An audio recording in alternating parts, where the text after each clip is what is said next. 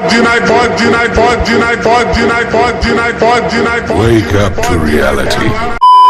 अगर मैं आप लोगों से कहूं कि आप लोगों ने जितने भी अभी तक फ्री फायर बैन से रिलेटेड वीडियोस देखी हैं वो सारी की सारी फेक हैं, सारी की सारी झूठ हैं। जितने भी यूट्यूबर्स बोलते हैं कि फ्री फायर इंडिया में बैन इसलिए हो गया क्योंकि उसके चाइनीज में शेयर हैं, क्योंकि वो चाइना को डाटा लीक करता है। लेकिन फ्री फायर मैक्स इंडिया में बैन नहीं हुआ क्योंकि उसके चाइना के शेयर है ही नहीं, इसलिए वो चाइना में डाटा लीक नहीं करता है। ये सब कुछ झूठ है। फ्री फायर बैन होने का रीजन भी एक अलग है और फ्री फायर मैक्स का इंडिया में रहने का रीजन भी एक अलग है, जो आप लोगों को बिल्कुल भी नहीं पता। बाकी यूट्यूबर्स को भी नहीं पता, वो आप लोगों को क्या ही बताएंगे। वो लोग तो व्यूज के लिए कुछ भी वीडियोस बना देंगे क्योंकि आप लोग उनके लिए जस्ट एक व्यू हो, एक व्यू का नंबर हो और उससे बढ़कर कुछ भी नहीं। उनकी वीडियोस देखने के बाद आप लोगों को दिमाग में क्या क्या एक्सपेक्टेशन बन जाती हैं, क्या क्या आप लोग सोचने लगते हो, क्या सही है क्या गलत है, उनको घंटा फर्क नहीं पड़ता। उन लोगों का काम है कि उन लोगों ने किसी और की वीडियो देखी और वही सेम कॉपी पेस्ट करके अपनी वीडियो में चिपका दिया और उनको व्यूज मिल गए। वैसे भी फ्री फायर कम्युनिटी के 90% क्रिएटर्स झोला छापिए, उन लोगों को तो खुद नहीं पता, वो आप लोगों को क्या ही बताएंगे, बस व्यूज के लिए कुछ भी वीडियो बना देंगे। लेकिन आज आपका सामना रियलिटी से होने वाला है, आज आप लोगों को सच पता चलने वाला है और आज की वीडियो देख के आप लोग यही सोचोगे ओ भाई ये क्या था। मतलब हम लोगों ने आज तक जितनी फ्री फायर बैन से रिलेटेड जितनी भी वीडियोस देखी हैं वो सारा का सारा हम लोगों ने टाइम वेस्ट किया है और बाकी यूट्यूबर्स ने हम लोगों को बस पागल बनाया और कुछ नहीं। आप लोगों ने अभी तक फ्री फायर के सभी यूट्यूबर्स से यही सुना होगा कि अपने नॉर्मल फ्री फायर को इंडिया में इसलिए बैन कर दिया गया क्योंकि उसके 25.6% जो शेयर्स हैं वो चाइना के हैं। और वही यूट्यूबर्स बोलते हैं कि फ्री फायर मैक्स को इंडिया में बैन इसलिए नहीं किया गया क्योंकि फ्री फायर मैक्स जो गेम है वो पूरा का पूरा गरीना फ्री फायर का है, उसके अंदर कोई भी शेयर नहीं है चाइना का। नहीं, यहाँ पे आप लोगों को पागल बनाया जा रहा है या फिर वो लोग खुद पागल, उन लोगों को खुद नहीं पता। देखो ये बात एकदम 100% सच है कि हाँ गरीना फ्री फायर के अंदर 25.6% शेयर है चाइना के। लेकिन ये बात एकदम झूठ है कि गरीना फ्री फायर मैक्स के अंदर कोई चाइना के शेयर नहीं है। भाई गरीना फ्री फायर मैक्स के अंदर भी उतने ही चाइनीज शेयर्स हैं जितने नॉर्मल फ्री फायर में है। अब आप लोगों का दिमाग घूमने वाला है, वीडियो को एक सेकंड के लिए भी स्किप मत करना। मैं ट्राई करूंगा बहुत अच्छे से आप लोगों को समझाने का और आप लोग ट्राई करना अच्छे से समझने का। देखो मेरे दिल के टुकड़ों, यहाँ पे साफ साफ लिखा हुआ है Tencent Inc. involved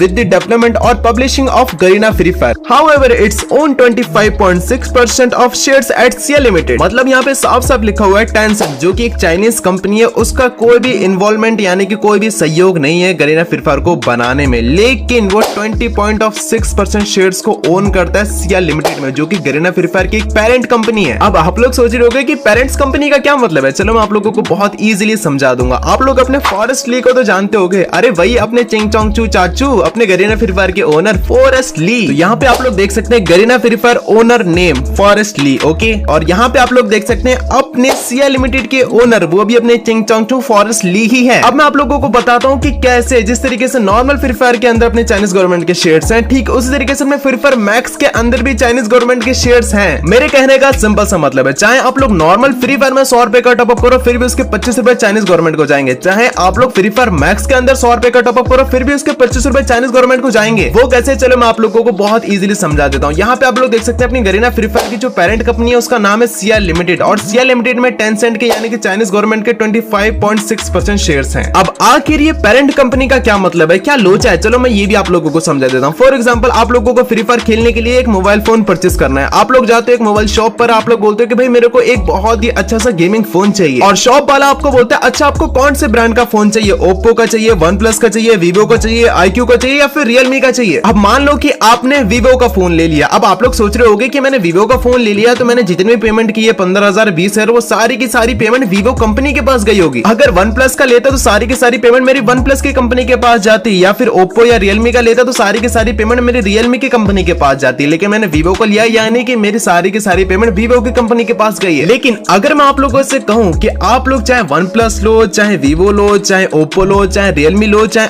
iQOO लो, आप लोगों की सारी पेमेंट एक ही कंपनी को जाएगी और उस कंपनी का नाम है BBK इलेक्ट्रॉनिक। BBK इलेक्ट्रॉनिक एक पेरेंट कंपनी है जो कि मोबाइल फोन बनाने के काम करती है और इनके बहुत सारे ब्रांड्स हैं, ओप्पो, वीवो, OnePlus, रियलमी, ये बहुत सारे ब्रांड हैं। कंपनी एक ही है लेकिन ब्रांड्स अलग अलग है, चाहे आप लोग ओप्पो लो, वीवो लो, OnePlus लो, रियलमी लो या फिर iQOO low, at the end इसका सारा का सारा पैसा BBK इलेक्ट्रॉनिक के पास ही जाएगा जो कि इन सब की एक पेरेंट कंपनी है। जिस तरीके से पेरेंट्स कंपनी बोलते हैं ना, ठीक उसी तरीके से सिस्टर कंपनी होती है, डॉटर्स कंपनी होती है। जो लोगों को शेयर मार्केट का नॉलेज है वो पहले समझ गए होंगे, लेकिन जिन लोगों को नॉलेज नहीं है टेंशन नहीं लेने का आपको ने ना। एक एग्जांपल और दे देता हूँ। मान लो कि आप लोगों के पास बहुत पैसा है, मान लो यार कि आप लोगों के पास अंधा पैसा है। अब आप लोग एक सुपर कार लेने की सोच रहे हो, आप लोगों के दिमाग में बहुत सारी कार्स के नेम आ रहे हैं, लाइक ऑडी, सुपरा, बुगाटी, जेटा, लैम्बोर्गिनी, पोर्श, स्कॉट्स, बहुत सारी सुपर कार्स के नाम आ रहे हैं। आप लोग सोच रहे हो कि यार मैं कौन सी लूं। अब मान लो आप लोगों ने लैम्बोर्गिनी फाइनली ले ली, मस्त आप लोग लैम्बोर्गिनी के अंदर मस्त घूम रहे हो और ये सोच रहे हो कि यार मैंने लैम्बोर्गिनी ले ली तो मेरी सारी की सारी पेमेंट, मेरा सारा का सारा पैसा लैम्बोर्गिनी कंपनी के पास गया होगा। लैम्बोर्गिनी की जगह अगर मैं पोर्शे ले लेता, ऑडी ले लेता, दुगाटी ले लेता तो ये सारा का सारा पैसा किसी और कंपनी के पास जाता है। लेकिन मैं आप लोगों को बताऊं, चाहे आप लोग ऑडी ले लो, सुपर ले लो, दुगाटी ले लो, जेटा ले लो, लैम्बोर्गिनी ले लो, पोर्शे ले लो, स्कॉट ले लो, वॉल्क्सवैगन कार कोई भी ले लो, वो सारे का सारा एक ही कंपनी को जाएगा जिसका नेम है वॉल्क्सवैगन।